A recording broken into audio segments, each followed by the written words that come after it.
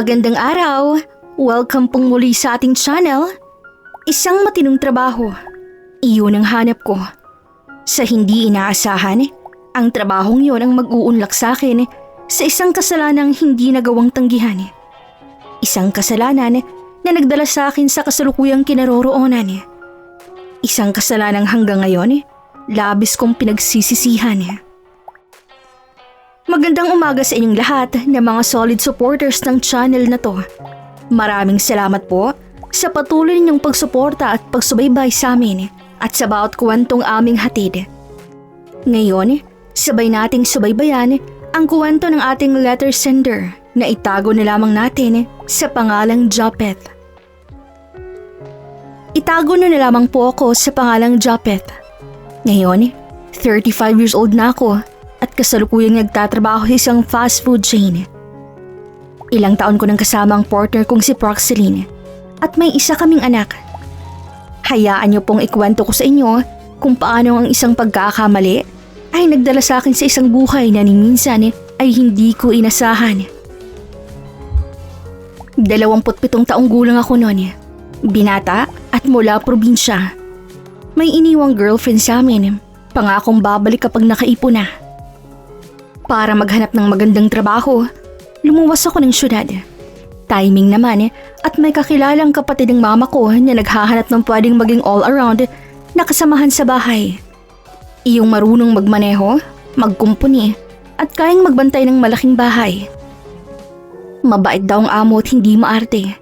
Higit sa lahat, maganda ang sweldo. Maliwalas ang araw na yon. Araw ng unang pagtapak sa bahay ni Proxeline, ang amo ko. 4 na taon lang ang tanda sa akin ni Proxeline. Maayos siyang magsalita, diretso tumingin, hindi mataray, ngunit hindi rin palangiti. Maganda siya, magaling magdala ng damit at malaporsilana ang kutis. Sa datingan pa lang niya, halata mo nang may kaya. Seaman daw ang kanyang asawa. Madalang umuwi kaya madalas siyang mag-isa sa malaki nilang bahay. Bihira lang din daw bumisita ang kanyang mga kamag-anak dahil malayo ito sa bahay nila. Seaman ang asawa ko, madalang umuwi. Pagbabahagi niya minsan na parang paliwanag kahit hindi ako nagtatanong. Tumango lang ako, hindi yung saklaw ng trabaho ko. Driver niya ako sa umaga, taga-ayos ng sirang gripo sa hapon, taga-buhat, taga-linis, taga-sindi ng ilaw sa gabi. Araw-araw pareho ang ikot. Araw-araw, mas nagiging gamay ko ang aking trabaho at mas nagiging pamilyar ang presensya namin sa isa't isa. Hindi ko inaasahan na sa loob ng bahay na yon, doon magsisimulang magulo ang mga hangganang akala ko malinaw. Habang tumatagal, Miss Kai, unti-unti rin kaming nasanay sa presensya ng isa't isa. Japeth, pwede mo bang silipin yung ilaw sa garahe? Opo ma'am. Sa una, ma'am lang siya. Hanggang isang umaga. Huwag mo na akong tawaging ma'am. Proxeline na lang. Sabi niya habang nagtitimpla ng kape. Napatingin ako. Okay po, okay, Proxeline. Ngumiti siya, mabilis lang. Parang ayaw sanayin ng sarili. Madalas kaming nagkakasabay sa kusina. Siya, tahimik na nag-aalmusal. Ako, nag-aabang ng utos. May girlfriend ka ba? Bigla niyang tanong isang gabi habang inaabot ko ang susi ng kotse. Meron po, sa probinsya. Mabuti kung gano'n. Wala pa ba kayong planong magpakasal? Plano po muna naming mag-ipon. Nang sa ganun ay hindi na kami masyadong mahirapan pagkatapos po ng kasal. Tumango-tango siya sa sagot kong yun. Basta tandaan mo ha, kapag kasal na kayo, bigyan mo siya ng oras. Dahil kahit anong material na bagay ko ginawa ng maibibigay mo sa kanya, kung wala ka naman sa tabi niya, wala pa rin silbi yun. Hindi ko alam kung paano sasagutin yun. Nang sandaling yun, Miss Kai, tila nag-ibang tingin ko kay Proxeline. May kung ano sa akin na gustong pawiin ng lungkot na kanyang nararamdaman. Minsan kapag umuulan at brown out, sabay kaming nasa sala. Magkabilang dulo ng sofa pero iisang katahimikan. Minsan, nakakapanibago yung bahay na to. Ang laki, pero parang laging kulang. Tumango lang ako. Hindi ako dapat makisali, pero ando na ako. Salamat pala ha. Salamat at nariyan ka para pakinggan lahat ng mahinain ko sa buhay. Kahit hindi na yung kasali sa trabaho mo. Sinagot ko lamang yun ng munting ngiti at tango. Napansin kong mas madalas niya nang banggitin ng asawa niya. Hindi bilang reklamo, kundi parang paalala sa kanyang sarili. At ako naman, madalas ko nang kalimutan na empleyado lang ako. Wala pang malino na malinoon. Wala pang umaamin. Pero sa bawat pagitan at palitan ng tingin, sa bawat sandaling masyadong mahabang katahimikan, may unti-unting nabubuong tanong na pareho naming iniiwasang sagutin. Totoo nga pala talaga yung sinasabi nila na kapag palagi mong nakakasama at nakakausap ang isang tao, hindi mo nalang namamalayan, nagkakaroon na siya ng puwang sa puso mo. Maaaring hindi pa yun pagmamahal, ngunit kapag hinayaan mo, maaaring maging simula yun ng bagay na delikado. Ganun kami ni Praxeline, Miss Kai. Araw-araw kaming magkasamang ginagawang mga bagay-bagay. May mga gabi nga naging madalas kaming magkasabay. Ako, galing garahe. Siya, galing kwarto. Isang beses, nadatnan ko siyang nakaupo sa hagdan, yakap ang tuhod. Hindi ka pa matutulog? Hindi pa naman ako inaantok eh. Umupo ako sa kabilang baitang, may pagitan. Pero sapat na lapit para maramdaman ko ang hininga niya. Minsan, hindi ko lang mapigilan maisip ang asawa ko. Kung kamusta na siya ron, kung maayos bang kalagayan niya, o kung naiisip din ba niya ako. Hindi kasi sapat sa akin ang minsang chat o video call eh. Iba pa rin talaga kapag nakakasama mo. Nayayakap, nakakatabi. Nakakalungkot aminin pero minsan, nakakalimutan kong may asawa ko eh. Hindi ko alam paano siya aaluin ng sandaling yon, Miss Kai. Hindi ko alam paano papagaanin ang kanyang loob. Natatakot akong buksan ang aking bibig.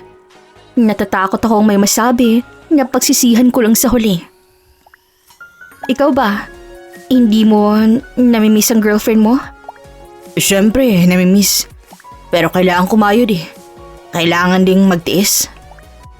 Hindi ka ba natatakot na may makilala siya ron na palagi niyang makakasama at makakausap at mahulog ang loob niya? Napatingin ako sa kanya nang sabihin niya yon eh.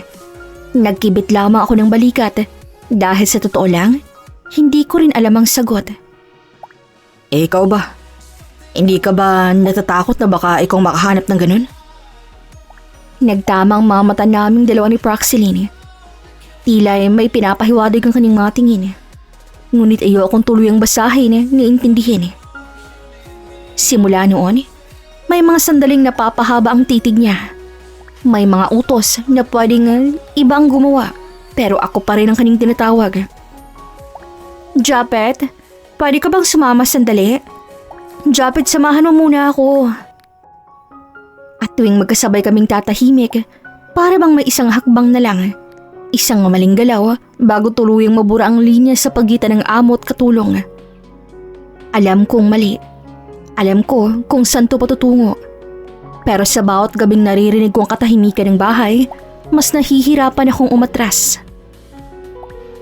Lumipas ang halos 4 na buwan, Miss Kai, nang pagtatrabaho sa kanya at mas nagiging malapit pa kami sa isa't isa. Parang 2 taong nakahanap ng kandungan sa isa't isa. Parang 2 taong nakahanap ng pahinga. Naging mas mahaba ng aming mga usapan, mga tawanan na sa mga pagitan. May mga biro na hindi pang karaniwan. Nagsimula sa mga biro, Miss Kai, yung mga salitang pwedeng itawa pero kapag inulit sa isip, may kakaibang init. Ang lakas mo talaga? Sabi niya minsan nang binuhat ko ang bagong ayos na kabinet. Sanay lang po. Parang ang sarap ding mabuhat ng mga braso mo ah. Natawa kaming pareho. Mabilis, pilit, pero hindi ko may tatangging may bahagi sa aking tila na buhay. Isang hapon, habang naghuhugas ako ng sasakyan, lumabas siya dalang malamig na tubig. pahinga ka muna. Baka mapagod ka sa kakakayod. Okay lang po. Trabaho ko naman po yan eh. Talaga? Tuming siya mula ulo hanggang paa. Parang ang dami mong kayang gawin ah. Hindi ko na alam kung biro pa ba yun. May mga sandaling nagbibiro ako pabalik. Mga salitang hindi ko dapat binibigkas. Kung ganyan po kayo lagi, mahihirapan po ako magtrabaho. Bakit? Nakakadistract po kasi. Ngumiti siya ng mabagal. Kasalanan ko ba kung mahina ang self-control mo? Doon ko naramdaman na hindi na ito basta biro. Hindi na rin simpleng tawa. At sa pagitan ng mga joke na dapat hindi sinasabi, unti-unting nagiging totoo ang isang bagay na pareho naming ayaw ang pangalanan. Dumating ang isang gabi na sana'y hindi na nangyari. Isang gabi na sana'y dapat ako'y tumanggi. Ginabi kami noon sa pag-grocery dahil marami kaming dinaanan at pinuntahan. Sa kasamaang palad, nasiraan ang kotse sa isang tahimik na kanto. Walang ilaw, iilang bahay at mahabang pagitan ng mga huni ng kuliglig. Tinawagan ko agad ang mekaniko. Mga 30 minuto.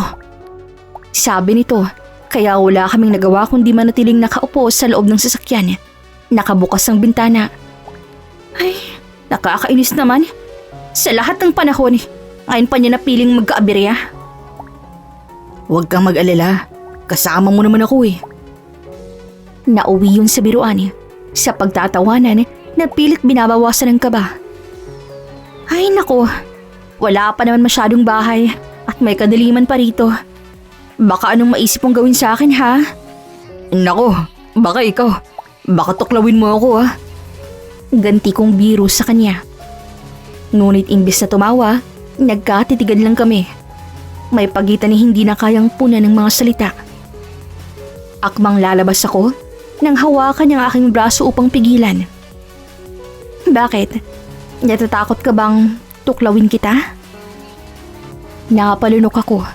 May kakaibang pananabik sa kanyang mga mata.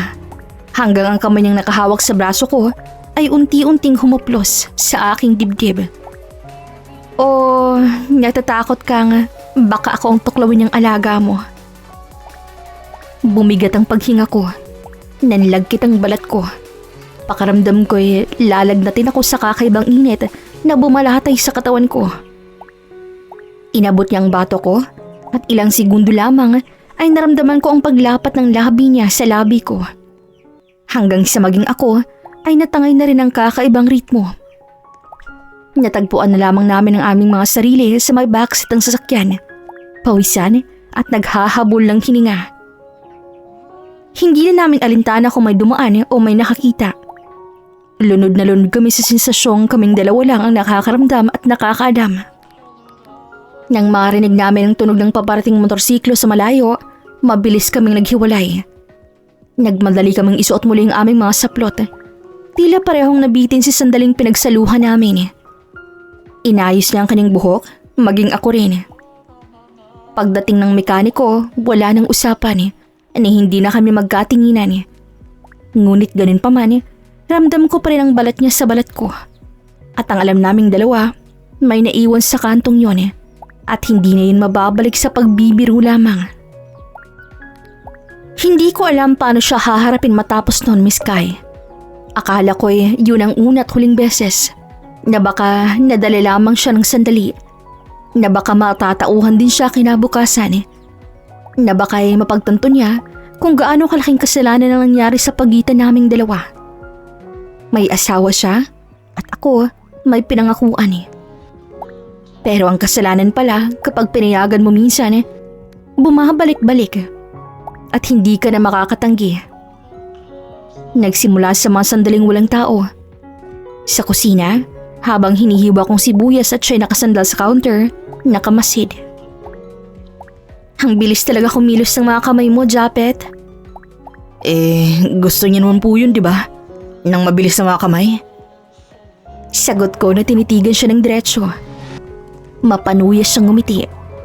Lumapit siya ng dahan-dahan sa akin.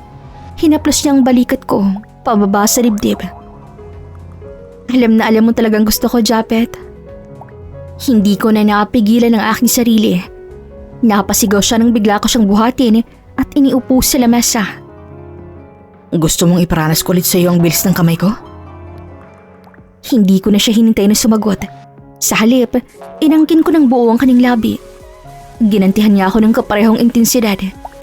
Napuno ng halinghing naming dalawang kusina at hindi na natuloy ang balak naming paksiw dahil ibang pinili naming ihapunan.